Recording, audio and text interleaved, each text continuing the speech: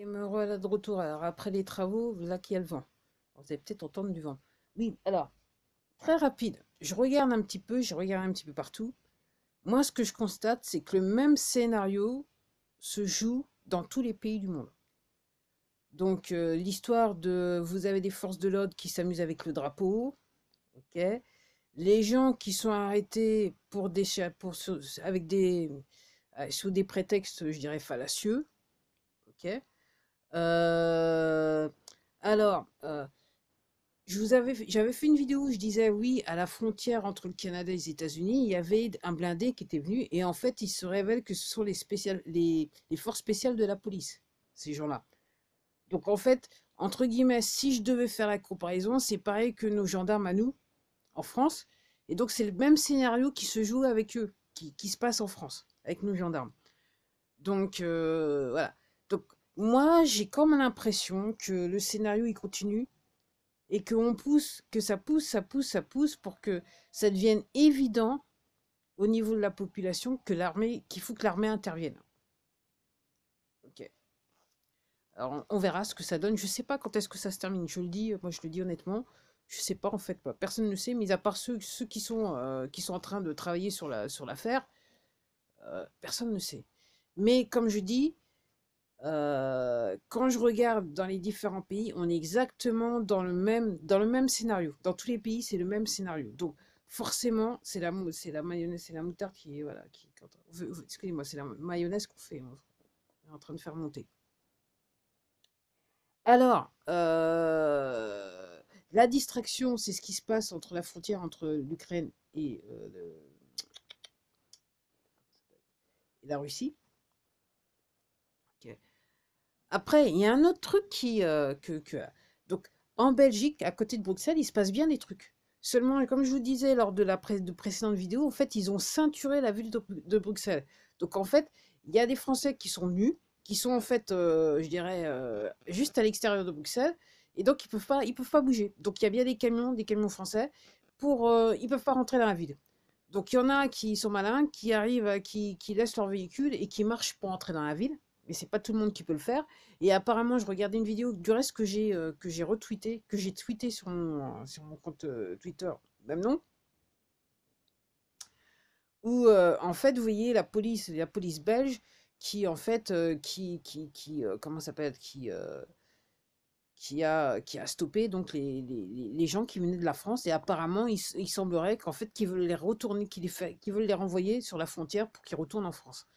Donc voilà. Donc en gros, entre guillemets, dans des pays où vous avez normalement la liberté est quand même un droit, hein. Donc, ok.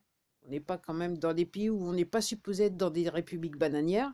En fait, vous ne pouvez pas vous exprimer, vous pouvez plus rien faire. Vous pouvez plus rien faire. Et bien sûr aussi, comme au Canada, donc on arrête les manifestants, on met les voitures en fourrière. C'est ce qui s'est passé en France ce week-end. On a arrêté certaines personnes, on a mis des voitures en fourrière. On ne sait pas pourquoi. Pourquoi? Ok. Donc vous pouvez plus manifester. Voilà. Vous pouvez plus dire ce que vous avez à dire et il faut. Voilà, il y a un, alors je regardais juste une vidéo, un truc sur le mur de vous savez qui. En fait, donc apparemment ils ont mis des pots devant le ministère de l'Intérieur. Donc ils se sentent plus en sécurité déjà eux là-bas au siège social, on va dire ça comme ça. Et je me demande aussi ce qui se passe du côté de l'Élysée.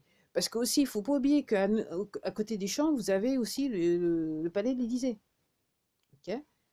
Et c'est vrai qu'on montre jamais beaucoup de photos par rapport au palais présidentiel, la résidence du président directeur général. Il se passe quoi? La dernière fois que j'ai vu des films, enfin, une petite vidéoclip, ça date 2 mois de ça. Il semblerait que, pour moi, ça me paraissait vide. C'était des fermiers apparemment qui étaient venus, qui avaient envoyé dans. Il y a une fenêtre qui s'est ouverte, ok. Et pour moi, il était vide parce que si c'est là, s'il y avait quelqu'un, s'il y avait une âme là-dedans, ils se seraient vite précipités au niveau de la fenêtre pour fermer les fenêtres. Donc il se passe un truc là-bas, mais on ne sait pas encore. Très intéressant, très intéressant, très intéressant. Et puis aussi, il y a un autre truc. Alors, je regardais une autre vidéo, donc c'est New York, États-Unis, où la personne a dit oui, en fait, l'hôtel qui s'appelle Marriott, il est fermé.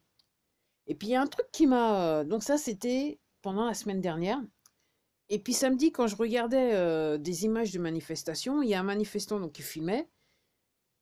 Et un moment, ils sont passés apparemment devant un hôtel Marriott à Paris. Et la personne a dit il était fermé.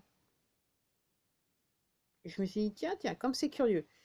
Et je regardais aussi une autre vidéo d'une autre. Enfin, non, c'était un podcast d'une autre personne qui disait que, effectivement, il semblerait que aux États-Unis, l'endroit ait été réquisitionné par les gens, entre guillemets, qui nous veulent du bien. Alors, je sais pas. Est-ce que c'est pareil en France? Vous posez des questions, les amis. Ok. Mais c'est clair qu'il n'y a aucun membre du personnel qui s'est dit ah non, non, on s'est fait licencier pour l'instant. Enfin, de toute façon, c'est pas le genre de nouvelles qu'on va avoir incessamment sous peu, à moins que vous continuez à surfer sur le net et trouver des vidéos où peut-être il y a un employé qui dira ah, je suis fait licencier ou je peux plus travailler. On ne sait pas ce qui se passe. Mais comme je dis, je trouve ça assez curieux parce que là où je vis, ok, ça commence tôt le matin, entre guillemets, les heures de pointe, et il y a du trafic enfin, il y a des voitures sur la route toute la sainte journée. Alors qu'auparavant, il y avait des périodes creuses. Je dirais en fin d'heure de pointe, c'était creux, ok, jusqu'à midi à peu près. Puis après-midi, après l'heure du déjeuner aussi, c'était creux, il y avait quasiment plus de voitures. Et là, c'est constant toute la journée, jusque je dirais en fin de soirée. Donc c'est assez intéressant. Donc moi, pour moi, ça sous-entend qu'il y a il y a des gens qui ne travaillent plus. Il y a beaucoup de gens qui ne travaillent plus. Alors, il y a un truc assez intéressant. Donc, je regardais la vidéo, ça reste encore à être confirmé. Donc, après que le truc, il ait décidé de lever état d'urgence, mais tout le monde au Canada dit que c'est pas légal ce qu'il fait. De même qu'en Belgique, apparemment, il y a un avocat qui s'est mis en contact avec les gens qui étaient coincés par la police belge et la personne leur a dit de toute façon, c'est pas légal. Donc, apparemment, il y a des avocats qui sont sur le point de se ramener, s'ils ne sont pas déjà là. Ils disent que toute la situation n'est pas légale. Donc, par rapport pour revenir au Canada, donc apparemment, le TRUD, ce qu'il a fait, c'est pas légal. Donc là maintenant, apparemment, je regardais, donc apparemment il y a la police qui se balade la capitale Ottawa et qui donne un papier aux gens, aux camionneurs qui sont là pour leur dire vous dégagez, autrement on vous arrête. Très intéressant, très intéressant, très intéressant, très intéressant. Et puis hier aussi, je regardais une vidéo sur voilà, d'un Américain, RCJ, c'est tout ce que je dis pour ceux qui connaissent. Et il filmait dans le Maryland. En fait, il faisait une distribution de papier pour expliquer aux gens ce qui se passait. Il s'est retrouvé face à une dame avec sa fille dans la voiture. Elle devait être c'était une adolescente. Et la personne, donc, elle a pris le papier. Non, elle a voulu savoir ce qu'il y avait sur le papier. Il lui a expliqué. Et en fait, comme je dis, c'était la troisième dimension. Elle comprenait pas du tout ce qui se passait. Alors, ce qui est intéressant, c'est qu'elle n'était pas énervée, mais elle était du genre, son expression, c'était encore un qui est pas net, qui raconte n'importe quoi. Et encore une fois, il y a beaucoup de gens, en France, il y a beaucoup de gens qui sont comme ça, qui sont encore dans cet état d'esprit, okay, qui gobent tout ce que la téloche leur dit, qui ont toujours encore rien compris. Alors, ça va être intéressant. Alors, je vais dire encore, je ne sais pas si je l'avais dit dans d'autres vidéos, mais je vais le dire. Okay. Quand vous avez un temps, vous n'avez pas envie de sortir parce que c'est gris et compagnie, je vous recommande de ne pas sortir. Parce que vous ne savez pas ce qu'il y a dans l'atmosphère. Okay. Moi j'avoue que depuis des mois, depuis que j'ai compris ce qui se passait, et ça me paraissait. Déjà à la base, j'avais pas trop envie, mais depuis que j'ai compris ce qui se passait, moi, que quand c'est extrêmement gris, que c'est extrêmement chelou, je mets pas le nez dehors, à part si je suis obligée. J'ai pas le choix, je suis obligée. Autrement, je mets pas le nez dehors. Et je vous recommande de faire ça. Et surtout aussi, un truc tout bête, mais quand il neige, mettez pas vos enfants dehors et les faites pas jouer sous la neige. Parce que c'est de l'artificiel. Ok. Probablement, qui dit artificiel dit toxique. C'est pareil que la pisse. Alors, la dernière fois que j'ai entendu, je regardais il y a un podcast, la personne, elle disait, parce qu'elle est connectée aux États-Unis, elle connaît des gens, elle dit, apparemment, il y en a plusieurs qui sont en train de dire que apparemment, d'après leur connexion, c'est que maintenant, quand ils vaporisent, ok, c'est du bon truc. C'est pour aider ceux qui ne sont pas fait injecter. Mais tout de même,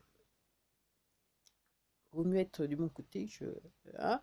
De même que moi, je ne resterai pas dans une pièce pleine de personnes sont restées injectées. C'est pour ça, moi, les transports en commun, j'évite. J'évite. Voilà. Et comme je dis, j'essaye de faire les courses, effectivement, j'essaye d'être maximum en extérieur. Donc moi, j'aime bien les marchés, pour tout vous dire. Et quand je rentre, si je rentre dans un magasin, c'est je rentre, je sors. Je traîne pas. Ok, je suis très spécifique dans l'achat. Je rentre, je sors. Je cherche même pas à comprendre. Je cherche même pas à comprendre. Après, voilà. Après, je regardais aussi une podcast, enfin une vidéo, des vidéos et une personne que je suis. Et, euh, et la dame, elle semble avoir eu un petit problème de santé suite au fait que la LV, c'est-à-dire New York, alors, tous les gens là-bas, ils sont injectés. Ok. Vous avez des camions dans la rue pour tester, ok, régulièrement les gens. Et je vous rappelle que dans le petit truc qu'ils vous mettent dans le nez, c'est pas par hasard qu'ils essayent de vous le mettre dans le nez, c'est qu'en fait, ils essayent de vous injecter quelque chose. Donc, et les gens là-bas à New York, il y a un grand nombre de personnes qui se sont fait injecter. Donc, il a dit qu'elle commençait à avoir des petits problèmes liés à liés à la protéine.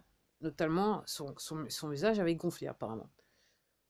Donc, faites gaffe, faites attention, faites attention, faites attention. Alors, en France, c'est le flou artistique, on ne sait pas réellement.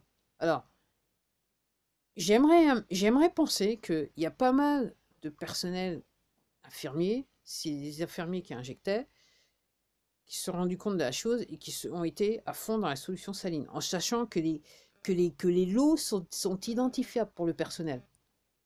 Okay, ils ont des instructions, les lots sont identifiables. Quand je vous dis que celui qui est derrière la seringue ne va pas pouvoir s'en sortir, ok, certains, encore une fois, ils injectent en sachant exactement voilà, ce qu'ils injectent. Donc c'est pas surprenant qu'au début de la chose, effectivement, le troisième âge, il a un petit peu souffert, parce que c'était l'objectif quelque part. Oui, et puis un truc aussi qui est assez intéressant, alors ça reste encore à voir. Donc apparemment aussi au Canada, donc l'histoire c'est que, le truc, mis à part déclarer l'état d'urgence, il a décidé, donc ils ont fait en sorte, ils vont bloquer les comptes bancaires des gens qui ont donné aux camionneurs. Et donc il y a un type dans la capitale qui voulait acheter un truc, donc il a fait une vidéo, il a dit qu'il avait de l'argent sur son compte, il pouvait plus payer. Alors c'est le futur, hein. C'est ce que les poteaux ils voulaient faire, hein. Donc que ça commence en France, ça serait pas ça me surprendrait pas. Mais j'espère quand même qu'on n'ira pas jusque-là, que je sais pas, comme je dis, je le dis depuis plusieurs vidéos, je fais partie de ces gens. Je dis jusqu'où maintenant il faut aller. Voilà, c'est voilà. Comme je vois moi si je prends autour de moi, pour moi il y a énormément de gens qui ne travaillent plus. Ok, les prix sont en train de grimper à fond. Ok, on peut plus l'ouvrir. Ça devient un crime de. Et dans tous les pays du monde maintenant, ça devient un crime de brandir son drapeau national. Ok. On peut plus parler, on peut plus machin, sous peine de se faire matraquer. Faut pas aller en public pour dire ce que. Hein, parce qu'autrement, vous allez vous faire matraquer. Ou autre chose. Euh, Jusqu'où ça doit aller. Parce que là, voilà. Et puis, pendant ce temps-là, la chose enfin, on ne parle pas de cette situation. Il y a peut-être des gens qui décident de passer l'arme à gauche. Et personne n'en parle. Personne n'en parle. Personne n'en parle. Personne n'en parle. Alors, je voyais aux États-Unis, je regarde une vidéo, je voyais des lycéens qui ont décidé de. Ah, c'est bon, nous, on veut plus porter de couche-culotte sur le. Hein, ils sont apparemment. Ils sont tous sortis. Il y avait du monde, ils sont tous sortis. Et puis, la direction de l'établissement a dit c'est bon, vous pouvez revenir, c'est terminé, on n'utilise plus. Je sais pas. Les lycéens, je sais pas ce qu'ils font. Je me souviens en France, ça date, hein, je crois que c'était le nom du ministre, c'était Devaquet. Ok. Je me souviens, j'étais sortie. Probablement, c'était de la manipulation, mais à l'époque, moi, j'étais sortie. Je me souviens, mes parents, ouais, je suis revenu. Après, t'as été manifesté. Je dis, ah ouais, j'étais manifesté, hein. Franchement. Mais c'est vrai que nos jeunes, maintenant, on les a conditionnés dans le cadre de l'éducation nationale. Donc, en fait, ils sont à moitié moribonds. Je veux pas être méchante, mais il faut appeler un chat un chat, quand même. Un chat, ok. Ok. Donc, note cette année, donc c'est la mode du noir. Et c'est pas, encore une fois, je vais répéter, c'est pas un hasard, hein. D'un point de vue purement spirituel, porter du noir, ça vous met dans un état d'esprit et surtout, ça attire la négativité. Donc, vous étonnez pas si vos enfants qui sont en âge scolaire et qui portent du noir, dans leur tête, ils ont un petit peu, ils ont un petit peu du mal à gérer la situation. Ils sont un petit peu déprimés ou agressifs. Ça fait partie du truc, hein. Donc déjà, vous les avez envoyés à l'école, donc en gros, ils sont conditionnés. Plus encore, effectivement, là, il y a une mode cette année qui fait que rien n'est par hasard. Rien n'est par hasard. Alors, ce que je constate, je regardais les images un petit peu de manifestations, hein, un petit peu partout en France, et je constate effectivement, c'est bien dans les grandes capitales. C'est réellement l'esprit est fort dans les. Enfin, cette mode, elle est forte dans les grandes capitales. Ok, ok. Réveiller les morts, ou presque. Quoique. C'est dans le sens figuré, mais on est presque dans le sens littéral, on y approche, hein. Enfin, après,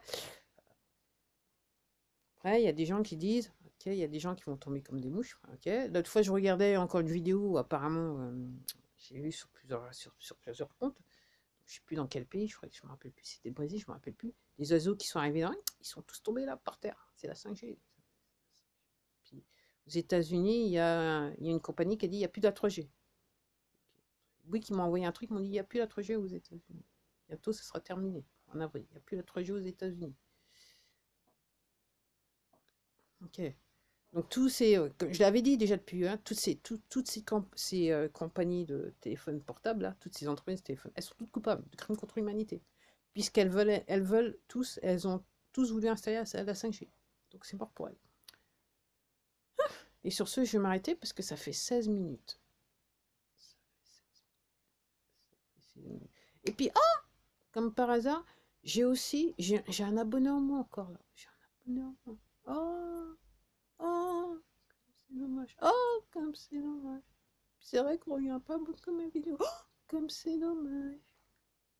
Heureusement que je fais pas ça pour le nombre de vues, le nombre d'abonnés, hein. Heureusement, je suis juste sur un sens moral. Parce qu'autrement, je sais pas. Ouais. À plus.